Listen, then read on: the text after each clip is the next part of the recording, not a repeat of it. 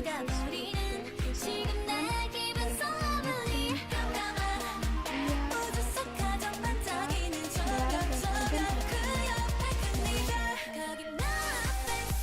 ini dibuat untuk memenuhi tugas paksa untuk mendapatkannya ala pernikahan. Selamat menonton.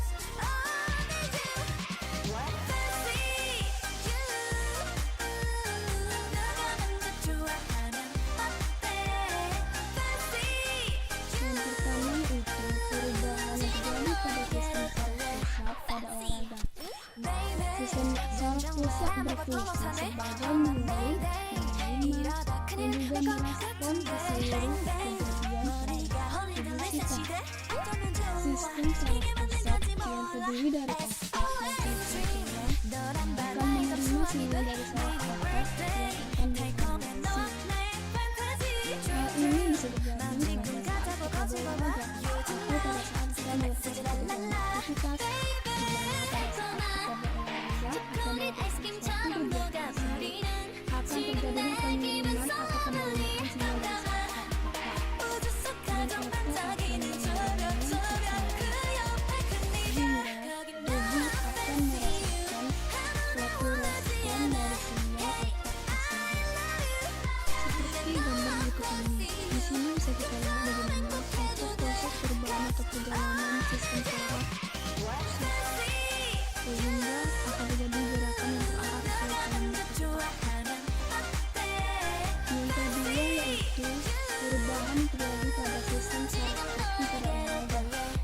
Sistem saraf tepi atau sistem saraf perifer merupakan bagian dari sistem saraf yang di dalamnya sarafnya terdiri dari berbagai sel-sel yang membawa informasi, di mana dia akan membawa informasi ke sel saraf motorik dan ke saraf motorik. Ini adalah gambaran dari sistem saraf tepi yang terdapat pada tubuh manusia, yang mana warna biru adalah sistem saraf tepi, sedangkan yang berwarna kuning adalah sistem saraf pusat pada manusia. Pada gambar ini kita akan membahas sistem saraf tepi. Sistem saraf tepi ini meliputi 12 saraf korneal, yang mana setiap bagian-bagiannya memiliki fungsi masing-masing. Pada saat berolahraga, otot-otot yang berkontraksi akan menerima sinyal ke sistem saraf tepi, sehingga sistem saraf tepi akan menerima sinyal dan menghantarkannya ke otak, dan terjadilah suatu gerakan saat berolahraga.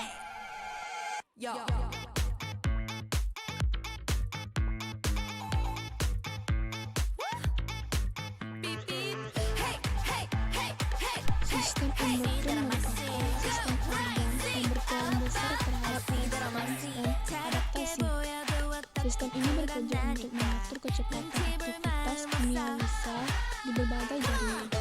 Dan sistem ini merespon lebih lambat, seringkali lebih besar dan lebih lambat, sebab efek pengaturan endokrin pada fungsi sel-sel luas, diperkirakan perubahan sistem endokrin inilah yang akan bertanggung jawab terhadap aktivitas seperti berolahraga.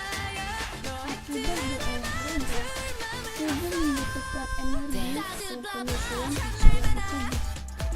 Cara ideal adalah mengubah karbohidrat, lemak, dan protein menjadi energi. Berolahraga akan mengakibatkan penyusunan hormon tubuh berubah, sehingga sulit untuk mempertahankan keseimbangan. Kondisi tubuh yang dilakukan oleh sistem endokrin akan mengatur metabolisme yang melalui hormon. Jadi dapat disimpulkan bahwa perubahan yang terjadi pada sistem endokrin pada manusia akibat olahraga, yaitu sistem endokrin akan meningkat konsentrasi hormonnya selama melakukan olahraga.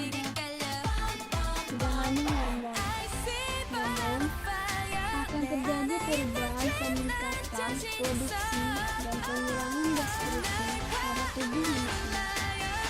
Akibat olahraga, organ-organ dalam tubuh akan mengalami keseimbangan pada saat organ-organ tersebut bekerja optimal.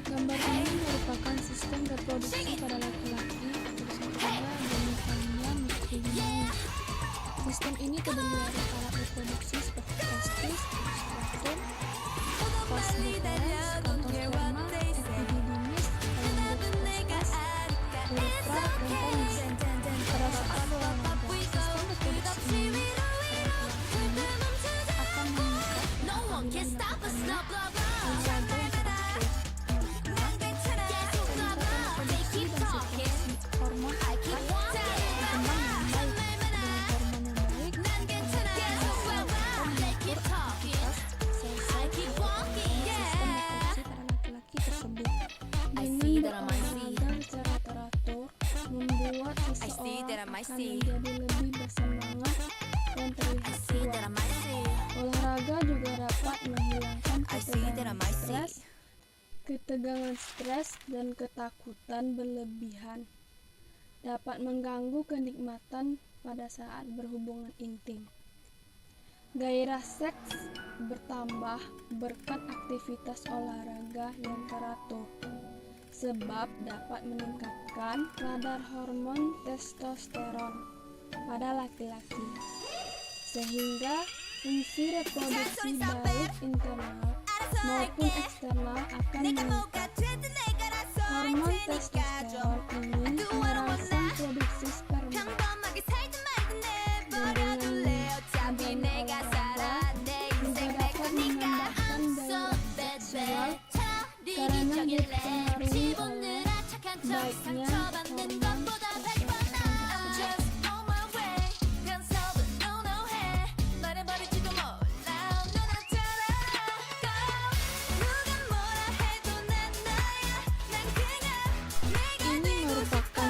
Reproduksi pada wanita atau disebut juga genitalia feminae, di mana pada sistem ini terdapat alat-alat organ yang di dalamnya seperti vagina, uterus, tuba fallopi, dan ovarium.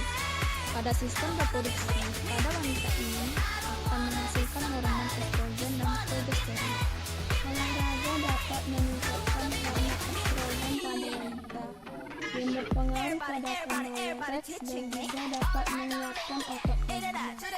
Pada saat menstruasi tidak berpengaruh dalam olahraga. Karena itu berarti tidak mengubah jadwal latihan ataupun jam. Hanya diperlukan perhatian pada kekurangan zat besi saat menstruasi, karena dilakukan gejala kurang darah. Pada wanita menopause atau berhentinya menstruasi, terjadi produksi estrogen rendah dan peningkatan gonadotropin, FSH dan LH, rasa panas atau stres dari badan ke wajah wanita yang menopause. Tapi bagi wanita berolahraga itu tak seberat wanita yang tak berolahraga. Apabila hot flash akibat diferensiasi estrogen dapat dikurangi dengan meningkatkan estrogen dan progesteron setelah berolahraga, yang dimungkinkan mengurangi diferensiasi estrogen. Apabila disebabkan peningkatan LH, olahraga dapat menurunkan LH tersebut. Penelitian menunjukkan bahwa menopause dapat diperlambat dengan cara berolahraga.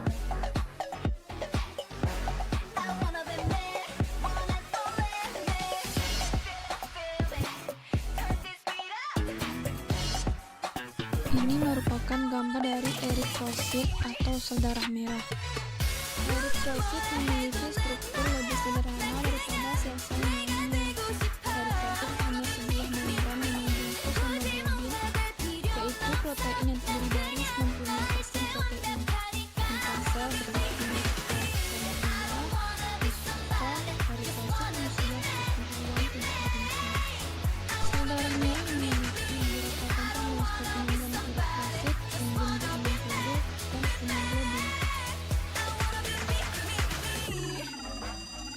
Leukosit atau sel darah putih berfungsi sebagai pertahanan tubuh dari serangan mikroorganisme. Macam-macam leukosit yaitu ada dua. Yang pertama yaitu leukosit bergranula atau granuler. Yang pertama yaitu neutrofil, nama lainnya sel polimorf nuklear atau sel PNL. Struktur anatominya ialah inti sel yang termasuk Winning took a walk around the neighborhood, feeling blessed, never stressed. Got that sunshine on my Sunday best. Hey, every day can be a better day despite the challenge. All you gotta do is leave it better than you found it. It's gonna get difficult to stand, but hold your balance. I just say whatever, cause there is no way you're around it. Everyone falls down sometime, but you just gotta know it'll all be fine. It's okay. Sel ini kecil dan bersimetri. It's okay.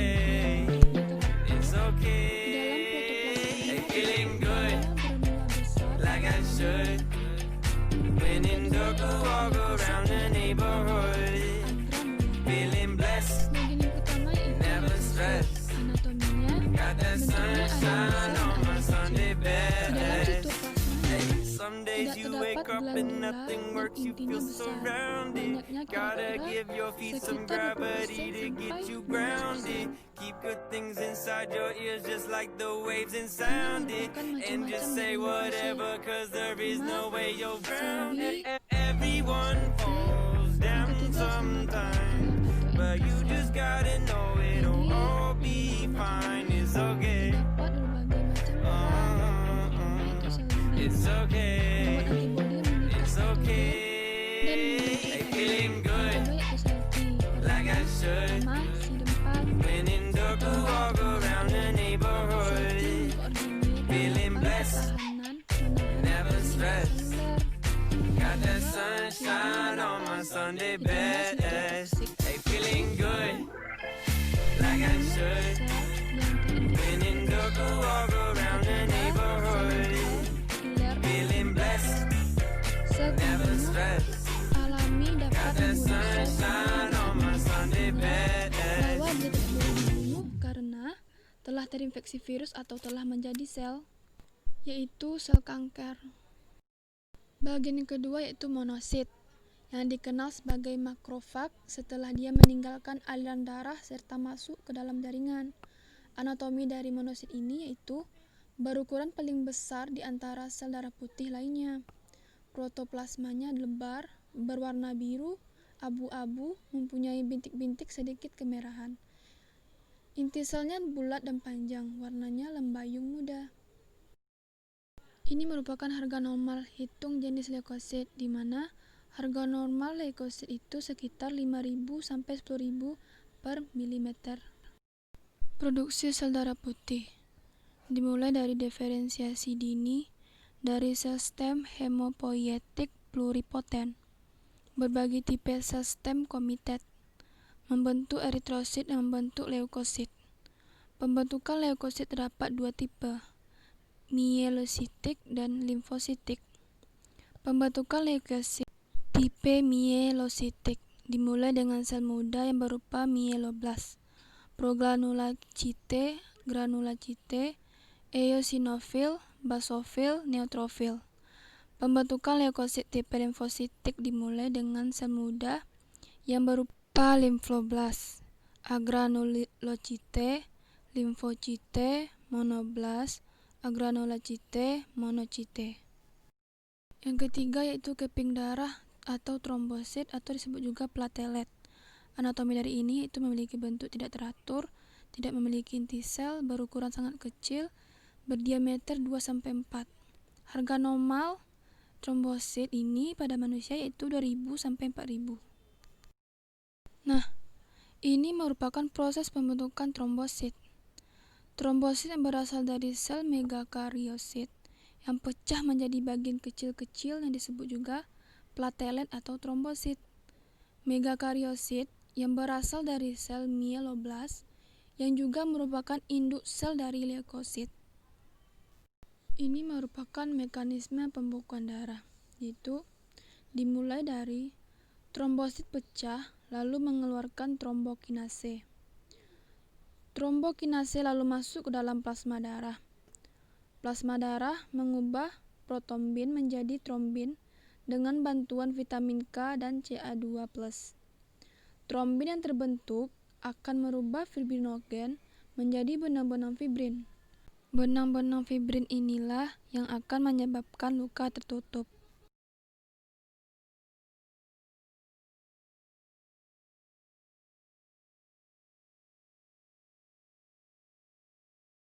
Penelitian menjelaskan bahwa mata emetropia, pemanjangan akses bola mata, dikompresiasi dengan peregangan dari otot siliaris, zonutra, dan lensa yang membuat kekuatan, yaitu kekuatan refraksi lensa yang berkurang atau lebih berbentuk pipih. Namun, jika kompresiasi tersebut berhenti terjadi, maka mata tersebut mulai mengalami miopia. Hilangnya kompensasi tersebut Begitu pula dengan otot siliaris. Ini merupakan gambar otot siliaris. Otot siliaris yang tebal tersebut menghambat pemipihan lensa untuk menyesuaikan dengan pemanjangan aksis bola mata. Disinilah peran vitamin D, di mana vitamin D diduga memiliki peran anti-hipertrofi pada otot siliaris. Seperti perannya untuk mencegah hipertrofi. Sinar matahari atau berolahraga dapat membantu seperti sintesis kantong kemih. D dan provitamin. Vitamin D dari provitamin D yang di dalamnya tinggi intensitas cahaya. Tingkat perlindungan terhadap miopia akan dapat menjadi semakin meningkat. Hilangnya kompensasi tersebut diduga karena adanya perubahan pada otot siliaris. Ketika teregang, otot-otot polos pada tubuh seperti pembuluh darah dan kantong kemih memiliki kecenderungan menjadi hipertrofi. Intes suara diukur dalam satuan desibel atau dB, yang dimulai dari skala 0 dB hingga lebih dari 120 dB. Intensitas suara diukur secara logaritma dengan rumus intensitas dB sama dengan 20 log tekanan suara atau referensi. Suara 20 dB akan memiliki intensitas 10 kali lebih keras dibandingkan 0 dB, dan 40 dB memiliki intensitas 100 kali lebih keras dari 20 dB. Intensitas suara dapat dikatakan aman apabila kurang dari 85 dB. Suara yang lebih keras 85 dB akan menyebabkan gangguan pendengaran secara bertahap. Ini juga termasuk dalam olahraga. Jika pendengaran saat berolahraga lebih dari 80 dB, maka itu akan rentan terkena gangguan pendengaran.